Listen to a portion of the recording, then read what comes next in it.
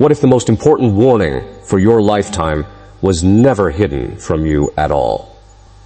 What if it was spoken openly, repeatedly, for generations, but almost nobody listened because the message was simply too uncomfortable to accept? And what if the strange feeling that something is deeply wrong with the modern world is not paranoia, not pessimism, and not nostalgia for the past, but evidence that you are sensing the exact crisis that saints, mystics, and spiritual leaders warned would one day arrive? For a moment, forget politics, forget headlines, forget the endless arguments that dominate social media every single day. Strip away all the noise and ask yourself one question. Why does it feel like so many people are surrounded by more comfort than any generation in history, yet are simultaneously more anxious, more isolated, more confused, and more spiritually exhausted than ever before? That contradiction is where this story begins. Because according to Father Chad Ripperger, an exorcist who has spent decades confronting realities most people never encounter, the answer is far more disturbing than many are prepared to hear. And before you dismiss that idea, consider something fascinating. Throughout history, civilizations rarely collapse because they suddenly run out of resources. They usually collapse because they lose their ability to distinguish truth from falsehood. The moral compass begins to spin. Good becomes evil. Evil becomes good. Virtue becomes something to mock. Corruption becomes something to celebrate. And by the time people realize what has happened, they are already standing inside the consequences. That is precisely why so many ancient warnings are attracting attention again today. Because people who never cared about prophecy before are beginning to notice something unsettling. The warnings seem less like predictions and more like descriptions. Not descriptions of a distant future. Descriptions of now. But to understand why these warnings are causing such a reaction, we have to travel back nearly 2 centuries to a remote village in France, where 2 children reported seeing something that would ignite controversy for generations. At first glance, there was nothing remarkable about the place. No great city, no political center, no powerful institution. Just a quiet mountain region where daily life moved at a simple pace. Yet according to the account, what occurred there would echo across the Catholic world. The children described an apparition of the Virgin Mary. But what made the event extraordinary was not merely the appearance itself. It was the emotion. She was weeping, not smiling, not celebrating, weeping. And that detail matters because the message that followed was unlike the comforting religious imagery many people expect. Instead of reassurance, there were warnings. Warnings about spiritual decline. Warnings about corruption. Warnings about a future in which entire societies would drift away from God while convincing themselves they were becoming enlightened. At the time, many dismissed those concerns as exaggerated. After all, every generation believes it is living through difficult times. Every era has its scandals, conflicts, and moral failures. So why would this be different? But that is where things become interesting, because the warning did not remain isolated. Decades later, another event would emerge, then another, then another. Different countries, different witnesses, different circumstances. Yet somehow the themes kept repeating again and again. The same concerns appeared. A loss of faith, a loss of moral clarity, a growing inability to recognize evil when it presents itself in attractive forms. and perhaps most chilling of all, a future in which people would willingly abandon spiritual truths not because they were forced to, but because they became distracted. Think about that for a second. Most people imagine that faith disappears through persecution. They picture governments banning religion or authorities shutting churches. But many of these warnings described something completely different. They described a society that would voluntarily walk away from the sacred because entertainment, comfort, and endless distraction would slowly replace it, not overnight, not dramatically, gradually, one small compromise at a time. And that gradual process is exactly what makes it so difficult to detect, because nobody wakes up one morning and decides to abandon everything they once believed. Instead, priorities shift, attention fragments, prayer becomes occasional, then rare, then non-existent. The connection weakens so slowly that the person barely notices it happening. And according to Father Ripperger, that slow drift is precisely what makes modern spiritual warfare so effective.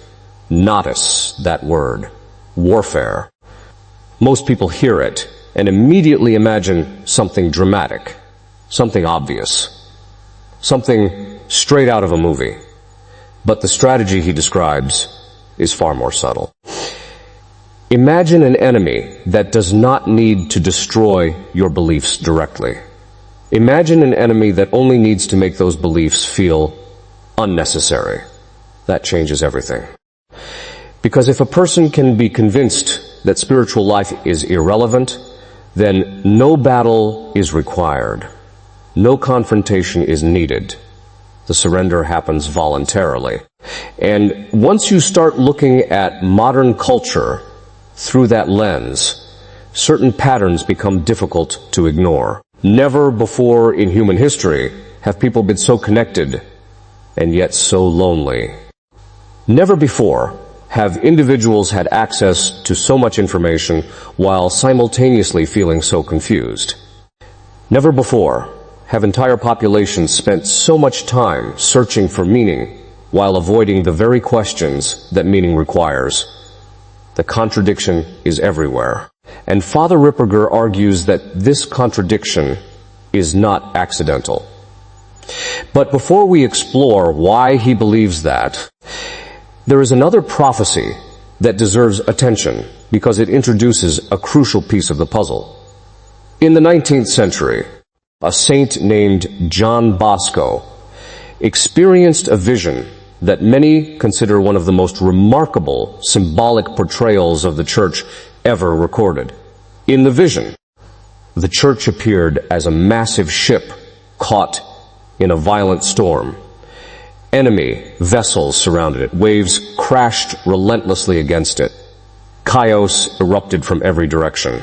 The ship seemed doomed, and yet it did not sink. That detail is important because most people focus on the attack while overlooking the survival. The storm was real. The danger was real. The damage was real. But destruction was not the final outcome. The ship endured. Now hold on to that image because it becomes increasingly relevant when we look at the present moment.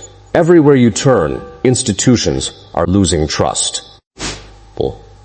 Families are under pressure. Communities are fragmented. People are questioning nearly everything. And because uncertainty creates fear, many are beginning to wonder whether society itself is unraveling.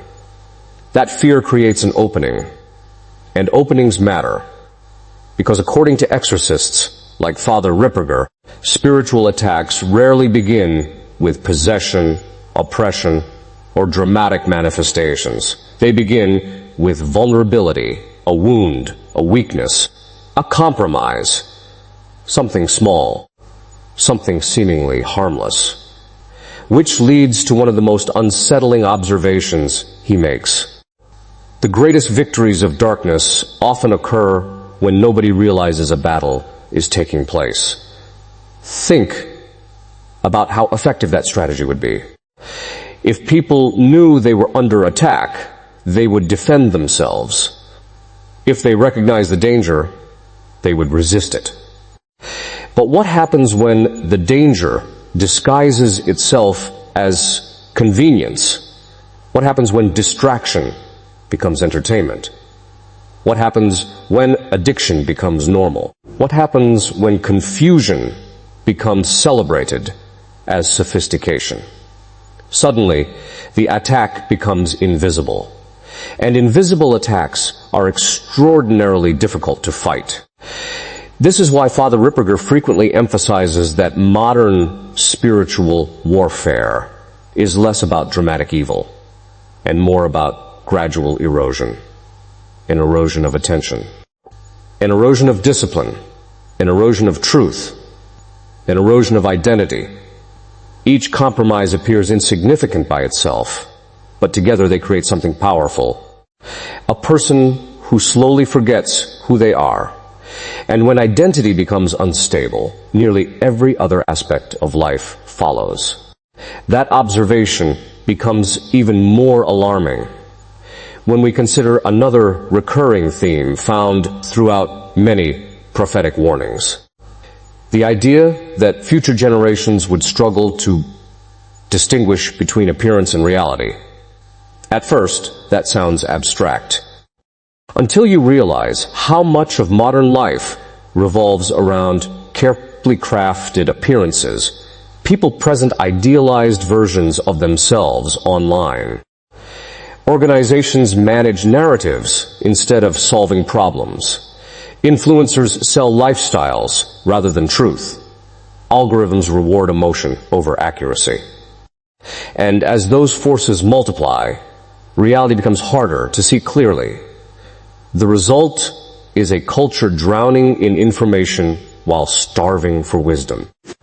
A culture where certainty is everywhere, but understanding is increasingly rare.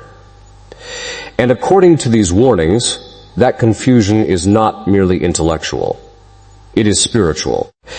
Because truth is not simply something people know, it is something people live. When truth becomes negotiable, morality becomes negotiable. When morality becomes negotiable, identity becomes negotiable. And when identity becomes negotiable, the individual becomes vulnerable to manipulation from every direction.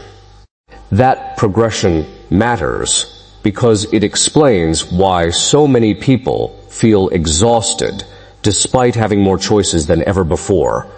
Choices alone do not create freedom.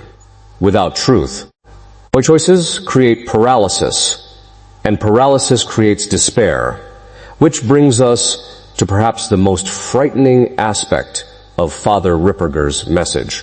Not fear, not temptation, not suffering. Despair, because despair convinces a person that change is impossible. It whispers that nothing will improve, that healing will never come, that God is absent, that prayer is useless, that hope is naive. And once someone accepts those ideas, they often stop fighting altogether. But here is where the story takes a dramatic turn. Because the saints who warned about darkness did not stop with warnings. Again and again, they insisted that periods of great confusion are often followed by extraordinary renewal, not comfort, not ease, renewal. And renewal always begins the same way, with individuals, not governments, not institutions. Individuals, people who decide that truth matters more than popularity, people who refuse to surrender their conscience, people who continue seeking God even when the surrounding culture moves in the opposite direction. That pattern appears repeatedly throughout history. And according to many prophetic tradition, it will appear again. But there is a catch. A significant one, because renewal does not happen automatically. It requires a choice. And that choice becomes increasingly difficult as pressure increases, which raises an uncomfortable question. What happens if the warnings are correct? What happens if the greatest crisis is not economic, political, or technological? What happens if the deepest crisis is spiritual? Because if that is true, then the solutions people are searching for may not be found where they are looking. And the evidence Father Ripperger points to becomes even harder to dismiss, especially when we examine what he claims to have witnessed firsthand. Because, according to him, the most disturbing part of modern spiritual warfare is not what people expect. It is not the darkness he has encountered. It is the pattern he keeps seeing before the darkness arrives. A pattern so consistent, so predictable, and so widespread that once you recognize it, you begin seeing it everywhere. And when we uncover that pattern, the implications become impossible to ignore, because it reveals why so many people are struggling without understanding why, and why the next warning may be the most important one of all. The pattern Father Chad Ripperger describes is unsettling, precisely because it does not begin with dramatic evil. It begins with ordinary people living ordinary lives. People who never intended to lose their faith. People who never planned to drift away from God. People who would have considered themselves decent, moral, and spiritually grounded. Yet somehow over time something changed. Not suddenly, but gradually. A prayer skipped here, a compromise there, a truth ignored because it felt inconvenient, a habit embraced because everyone else was doing it. And before they realized what was happening, they found themselves disconnected from the very source of strength they once depended on. That gradual drift is what makes the modern crisis so dangerous. Most threats announce themselves. Most dangers trigger alarm bells. But spiritual decline often arrives disguised as progress. It presents itself as freedom when it is actually dependency. It presents itself as enlightenment when it is actually confusion. It presents itself as self-expression when it slowly erodes identity itself. And because the process feels comfortable, few people resist it until the consequences become impossible to ignore. This is why Father Ripperger repeatedly warns that the greatest spiritual battle of our age is being fought in the mind. Not because intelligence is the enemy, but because confusion is. Once a person loses confidence in truth itself, every decision becomes unstable. Every conviction becomes negotiable. Every belief becomes temporary. The result is a generation drowning in options while starving for certainty. And when certainty disappears, anxiety rushes in to fill the vacuum. But there is another layer to this story, and it may be the most important one, because the warnings given by saints and mystics were never intended to create fear. Fear alone changes nothing. Fear without action simply becomes paralysis. The purpose of the warnings was preparation. The purpose was to awaken people before the crisis became irreversible. And according to those prophetic voices, even in moments of profound darkness, God never abandons his people. That truth appears again and again throughout history. Think about the earliest Christians. They lived under persecution. They faced imprisonment, torture, and death. From a worldly perspective, they appeared weak. Yet history moved in their direction. Why? Because they possessed something stronger than political influence. They possessed conviction. They knew what they believed, and they were willing to sacrifice everything for it. That pattern repeats across centuries. Every period of renewal begins with a small group of people refusing to surrender to the spirit of their age. Not because they are powerful, not because they are famous, but because they are faithful. And according to many prophetic writings, the same principle applies today. This is where Father Ripperger's message takes a surprising turn.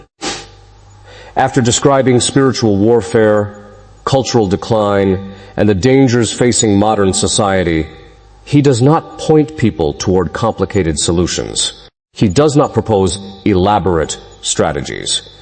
Instead, he returns to something ancient, something simple, something many people have overlooked precisely because it appears too ordinary to be effective. Prayer, not occasional prayer. Not emergency prayer offered only when life falls apart. Daily prayer. Intentional prayer. Prayer that becomes a habit rather than an event. Because, according to countless saints, prayer is not merely communication with God. It is alignment with reality itself. It is the act of reconnecting the soul to its source. And in a world designed to fragment attention, that connection becomes a form of resistance. The reason this matters is because every battle begins long before the battlefield becomes visible. The athlete trains before the competition. The soldier prepares before the conflict. The student studies before the examination. Yet many people wait until their lives are collapsing before addressing their spiritual condition.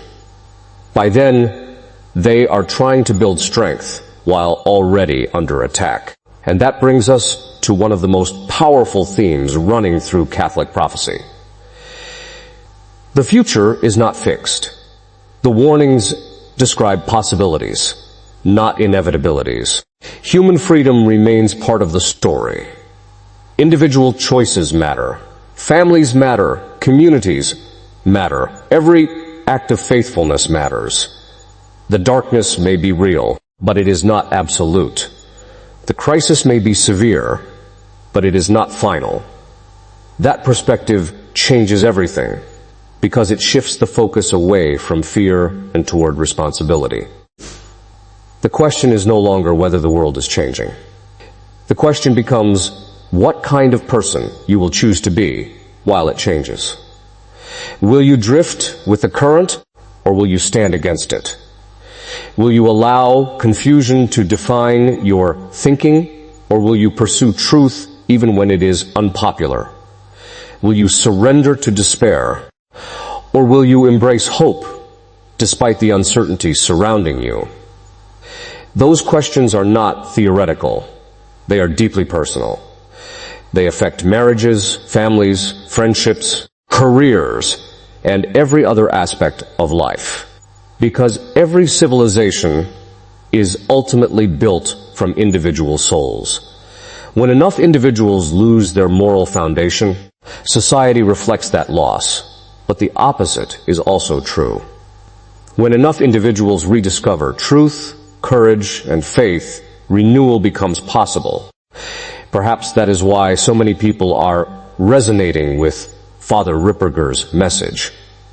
Not because it offers sensational predictions, not because it satisfies curiosity about the future, but because it speaks directly to a feeling many already have.